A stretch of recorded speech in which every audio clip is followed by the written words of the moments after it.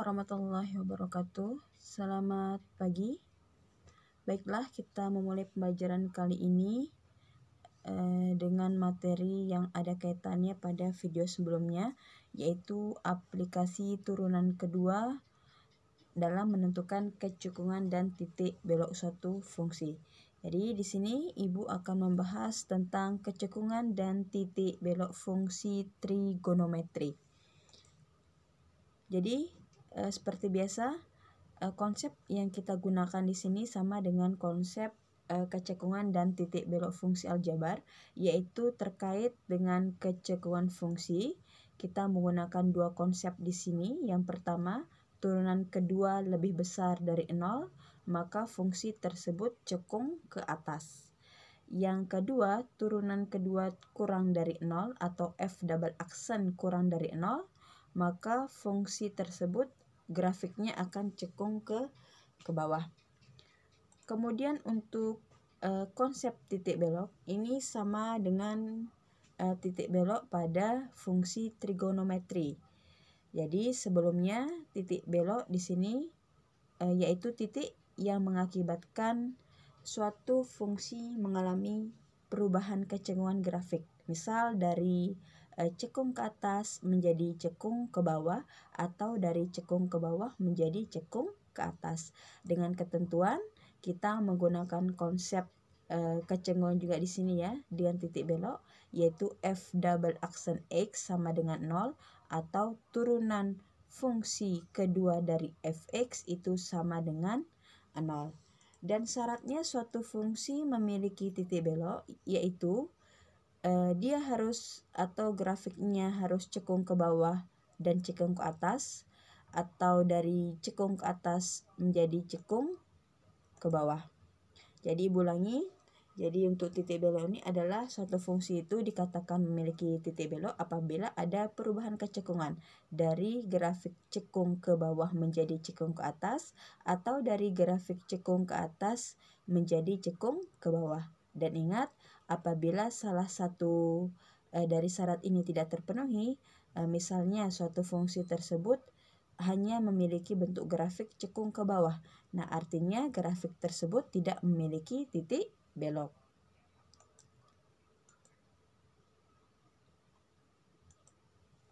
Jadi di sini berlanjut ke contoh soal. Kita akan menganalisis kecekungan dan titik belok fungsi fx sama dengan sin x.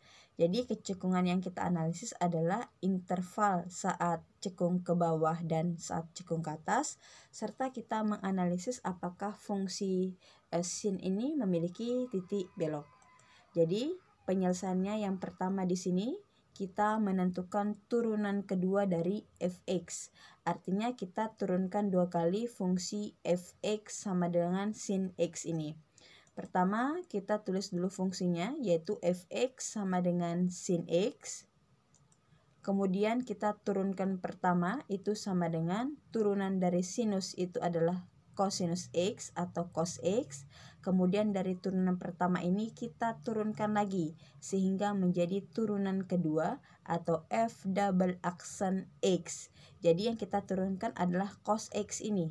Turunan cos x itu adalah min sin x.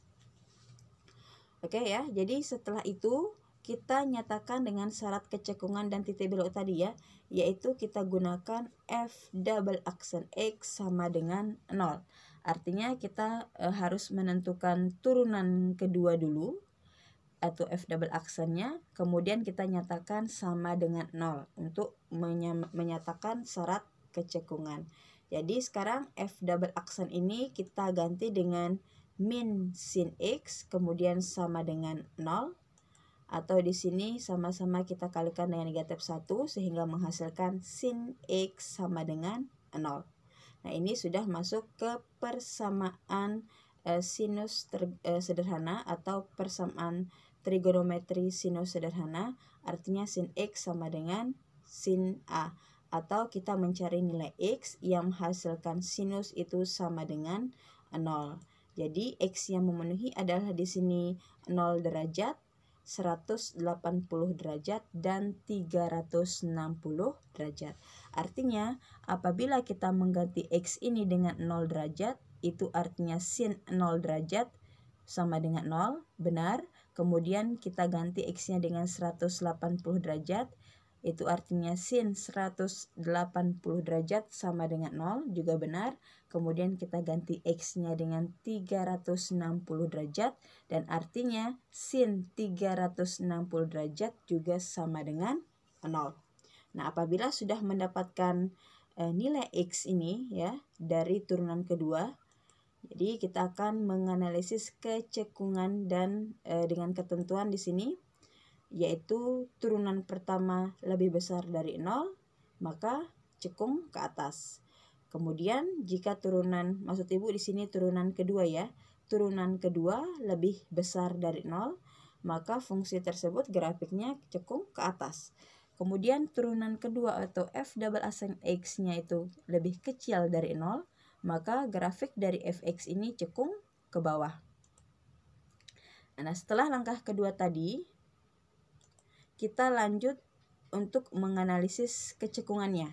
Jadi yang kita analisis adalah interval dari sudut X yang kita dapatkan tadi. Ingat, X yang kita dapatkan adalah 180 derajat, 0 derajat, dan 360 derajat. Kemudian kita susun dia menjadi sebuah interval seperti ini. Dan ingat, ini adalah syarat dari kecekungan ya. Dan ini tetap kita gunakan untuk menyimpulkan setiap interval ini apakah cekung ke bawah atau cekung ke atas. Jadi intervalnya akan seperti ini, dari 0 derajat, kemudian 180 derajat, dan 360 derajat. Nah, setelah itu nanti kita akan bagi-bagi di sini. Artinya nanti di sini interval dari 0 derajat ke kiri, kemudian di antara 0 derajat dan 180 derajat, dan di antara 180 derajat dengan 360 derajat, dan lebih besar dari 360 derajat. Yang pertama kita akan analisis di sini yang sebelah kiri dari 0 derajat atau X kurang dari 0 derajat. Jadi saat X kurang dari 0 derajat, kita ambil sudut negatif ya. Karena 0 ini di samping kiri 0 ini negatif, kita ambil di sini untuk menjadikan dia sudut istimewa ya, supaya lebih menghitungnya. Kita ambil X sama dengan min 30 derajat. Jadi X ini min 30 derajat, kita substitusi ke turunan kedua fx tadi. Jadi di sini f double aksen X yang kita dapatkan adalah min sin X. Kemudian sekarang kita substitusi X-nya dengan min 30 derajat. Kita ganti X ini dengan min 30 derajat. Kemudian min sin X itu artinya min sin buka kurung min 30 derajat tutup kurung. Kemudian di sini f double aksen min 30 derajat sama dengan min ini tetap, kemudian sin buka kurung min 30 derajat ini adalah sudut negatif. Jadi ingat, sudut negatif yang menghasilkan positif hanyalah kosinus. Jadi sin ini, sin min 30 derajat ini sama artinya dengan min sin 30 derajat. Ingat, sin 30 derajat adalah setengah. Karena di sini sudut negatif berarti menghasilkan min setengah. Jadi sama dengan min kita kalikan dengan min setengah itu sama dengan setengah. Dan ini mengakibatkan turunan dari kedua ini atau f double aksen X, setelah kita mensubstitusi X sama dengan min 30 derajat, hasilnya itu sama dengan setengah dan artinya lebih besar dari 0. F double aksen lebih besar dari 0.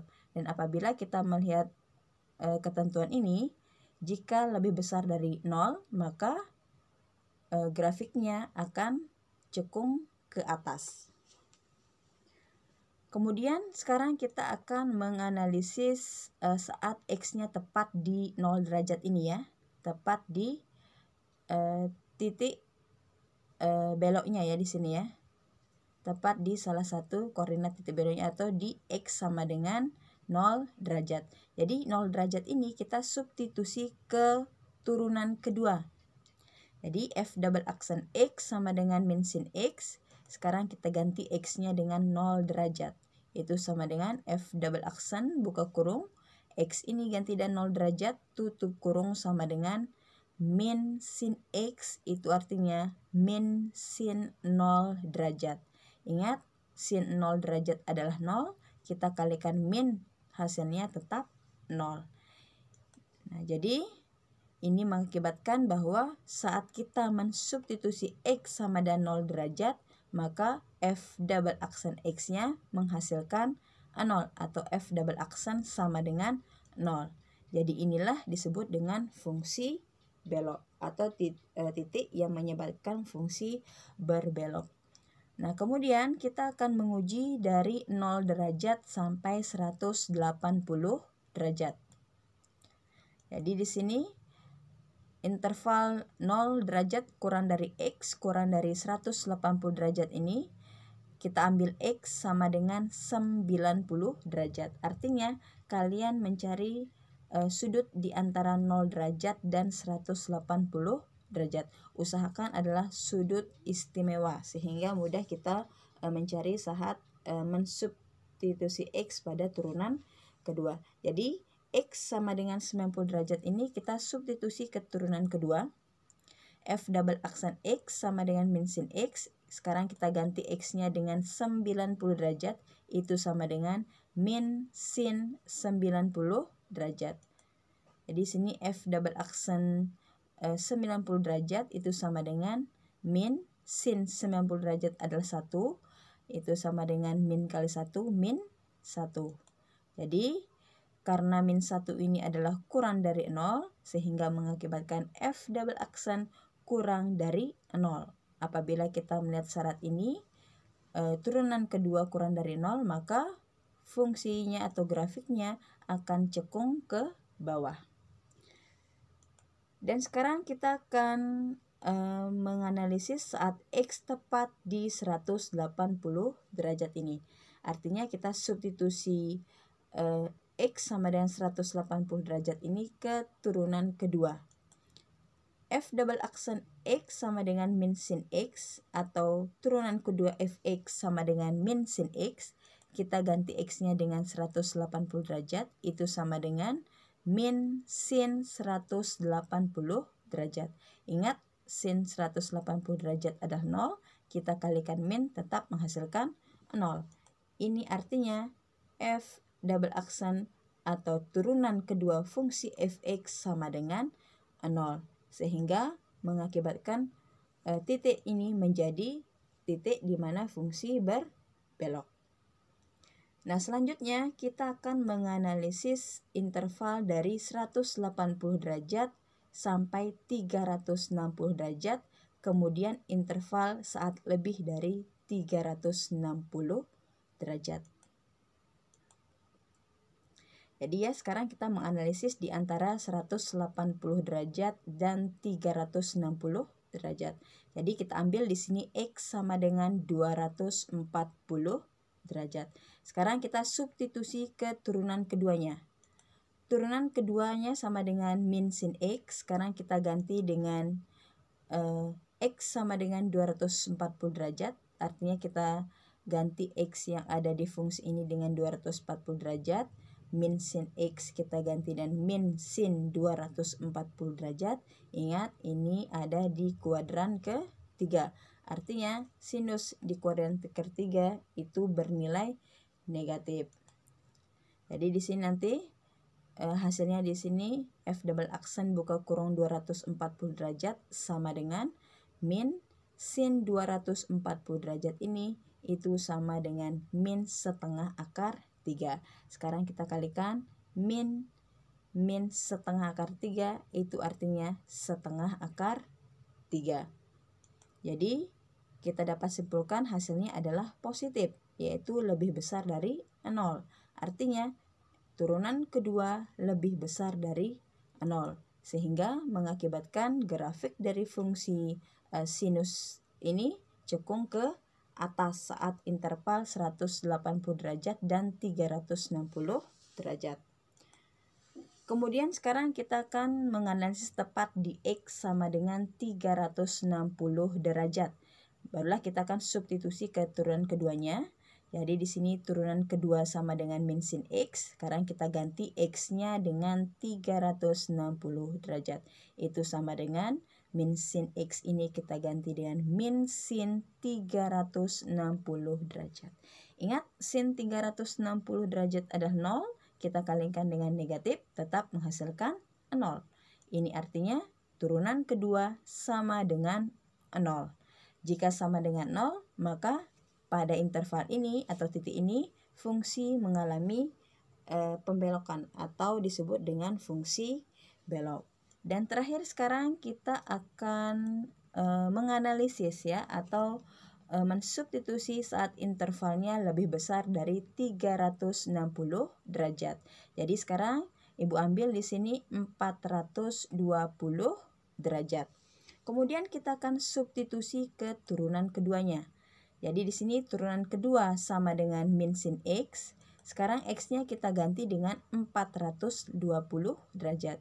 Min sin X kita ganti dengan min sin 420 derajat. Jadi di sini turunan kedua saat X sama dengan 420 derajat itu sama dengan sin 420 derajat ini itu sama dengan sin 60 derajat. Karena ada negatif di sini berarti negatif sin 60 derajat. Sin 60 derajat adalah setengah akar 3. Kita kalikan negatif di sini menghasilkan setengah akar 3. Jadi ingat, setengah akar 3 ini adalah kurang dari 0. Sehingga mengakibatkan turunan keduanya kurang dari 0. Jika kurang dari 0, maka grafik fungsi tersebut pada interval ini, yaitu interval X lebih besar dari 360 derajat, akan mengakibatkan grafik cekung ke bawah. Jadi setelah kita analisis tadi ya, Ibu membuat pembeda di sini saat cekung ke atas berwarna merah, saat fungsi berbelok berwarna hijau, dan cekung ke bawah berwarna biru, sehingga kita bisa membedakannya nanti. Jadi di sini kita bisa menyimpulkan fungsi sinus ya, cekung ke bawah, yaitu pada interval 0 derajat kurang dari X kurang dari 180 derajat, atau di antara 0 dan 180 derajat, dan X lebih besar dari 360 derajat. Kemudian fungsi sinus cekung ke bawah, ke atas. Kemudian fungsi sinus cekung ke atas pada interval X kurang dari 0 derajat dan 180 derajat kurang dari X kurang dari 360 derajat, atau di antara 180 derajat dan 360 derajat.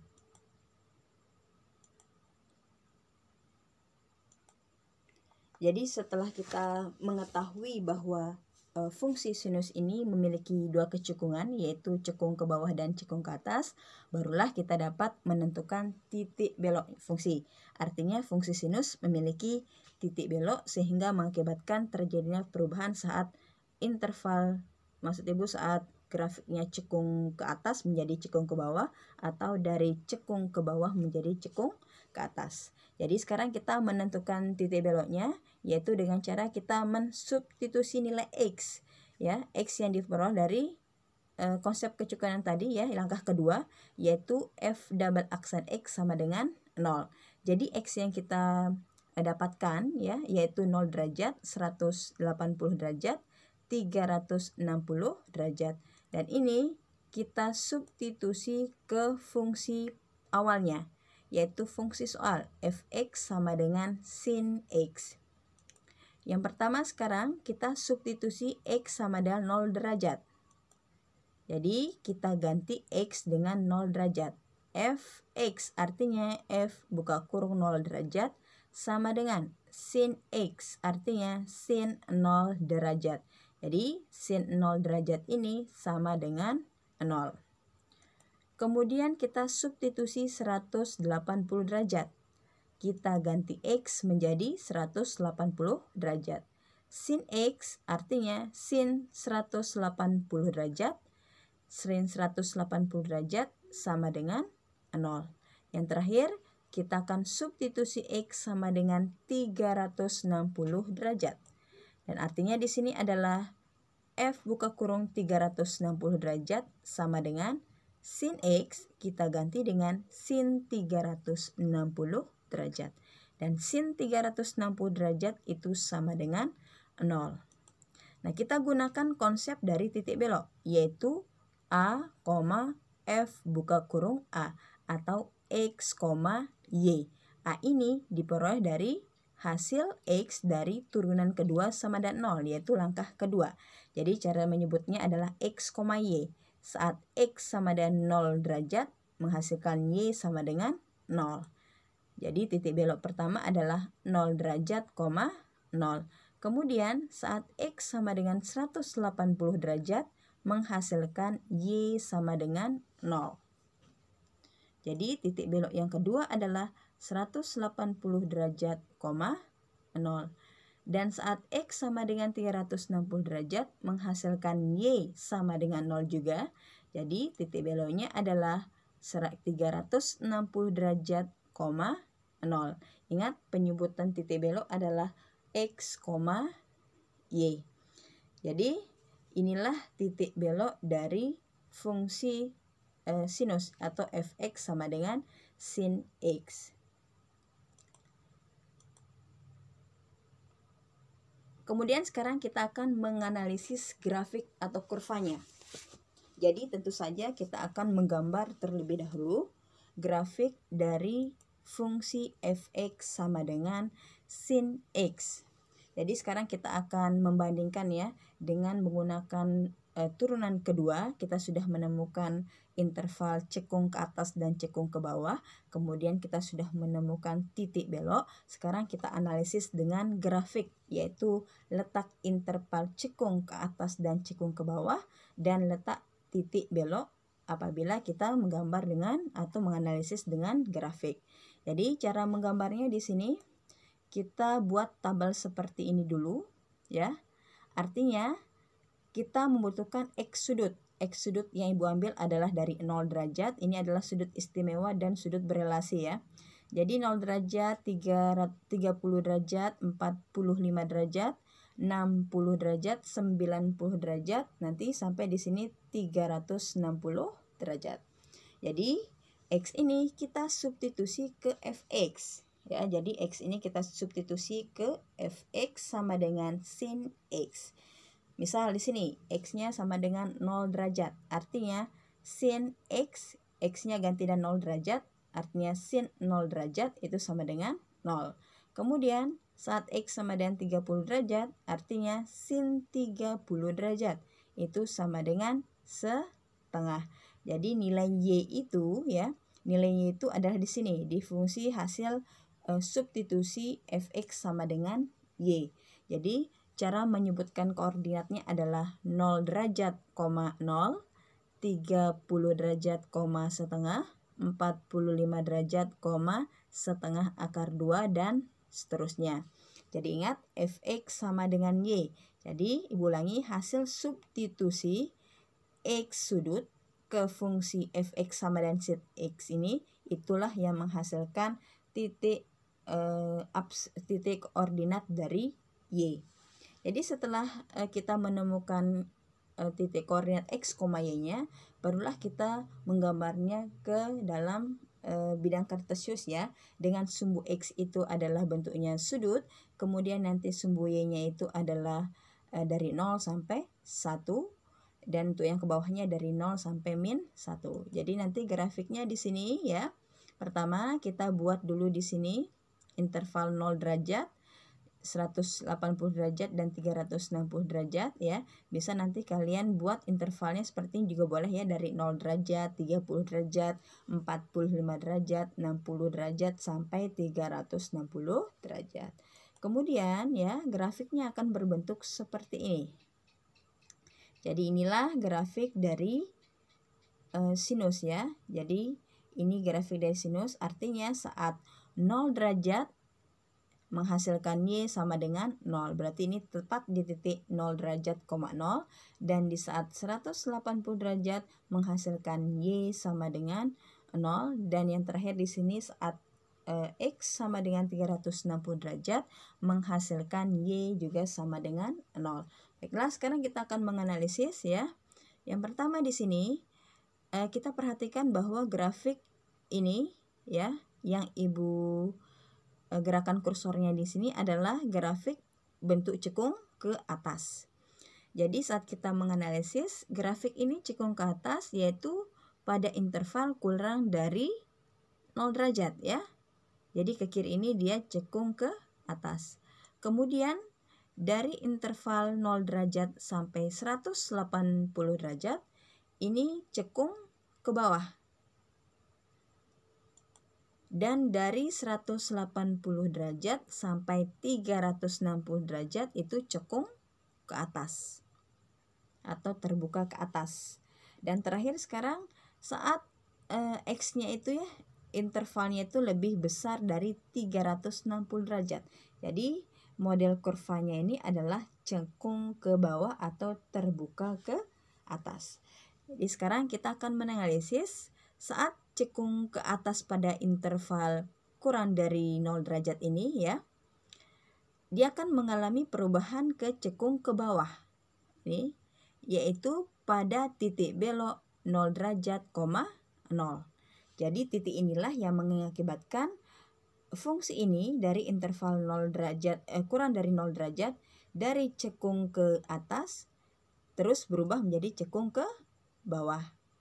Kemudian tepat di titik ini ya, dari interval 0 sampai 180 derajat akan mengalami perubahan dari cekung ke bawah, yaitu saat interval 180 derajat ke 360 derajat menjadi cekung ke atas.